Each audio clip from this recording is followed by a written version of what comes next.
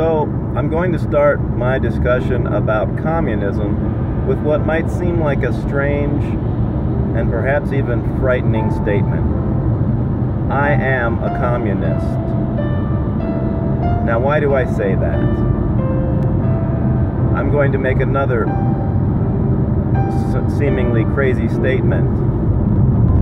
Communism is the natural form of the human economy. And what I mean by that is, let's start with the family. In a family, everyone, in a good family, in a stable family, in a healthy family, let's put it that way, everyone is a communist. Because a family exists by everyone doing their part to make sure that everyone else has what they need, and to some extent what they want. And I'll illustrate that two ways. One is, let's talk about the original family. The original human family was somewhere in the Paleolithic period or before that, don't ask me about the details, was trying to survive.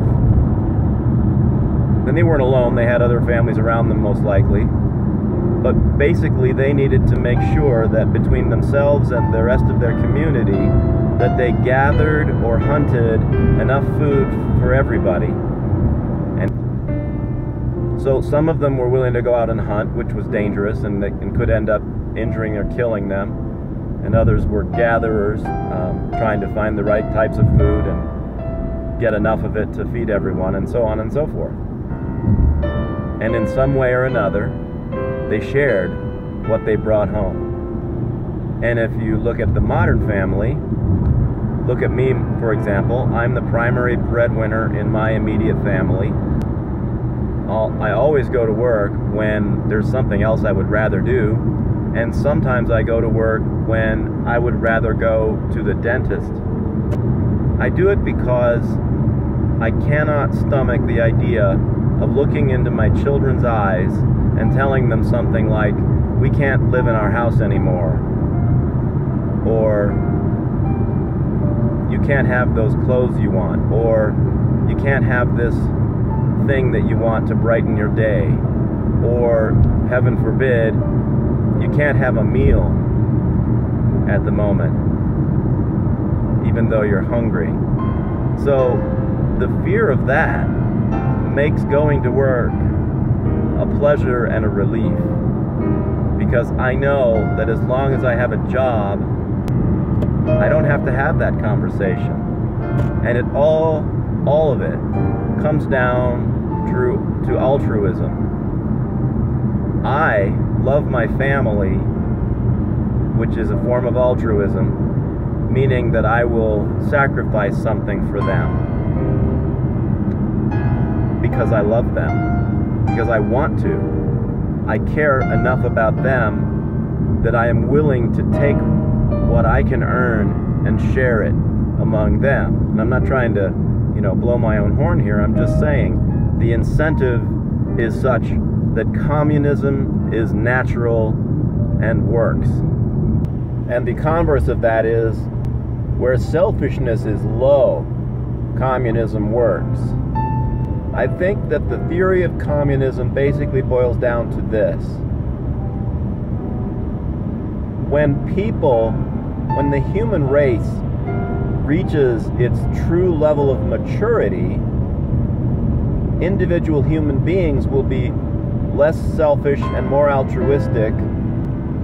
And I'm not necessarily, and I'm saying I don't think that's wrong. If the human race does change that way, if, for example, human beings become more Epicurean and Stoic in the sense of, really doing what Epicurus and Zeno said people should do, believing what people should believe, people would be less selfish, and they would do what's logical to keep things functioning.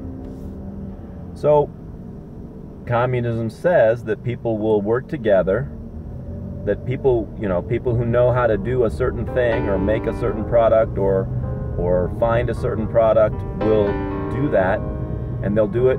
They'll put great effort into it. They'll bring it all home or create it, and then they'll be willing to give it away to the people who need it, and in return for that, all they will ask is that they are allowed to take what they need, some modest amount of what they need from what everybody else has created. So that's the perfect world that communism, that's the end of history, as Marx put it.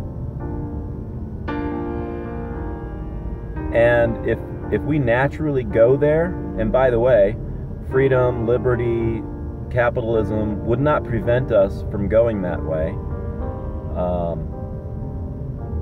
If we just naturally went that way, I don't think anyone would be against it. What I think people are against is going there by force. Going there, and this is what happens in politics, is that communists aren't patient enough to wait for this evolution to take place, but they try to do things to force it to happen, and primarily what they do is they turn to the economic system of socialism and the political systems that go along with it. So to summarize, I think I'll end the discussion of communism there and say we are all communists when we're talking about those people that we love. But once you get beyond the immediate family, once you get beyond the extended family, and you're starting to talk about strangers, and then eventually you're talking about people who live halfway across the world, we just don't have enough altruism to be able to motivate ourselves to bust our behinds to help those people.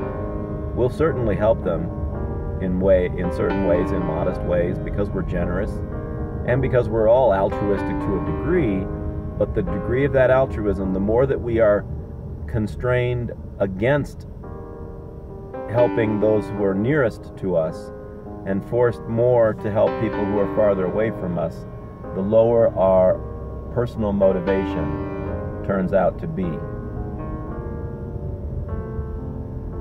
So communism may happen naturally at some point. Communism exists on a small scale in many places, but it isn't currently a good model for an entire economy.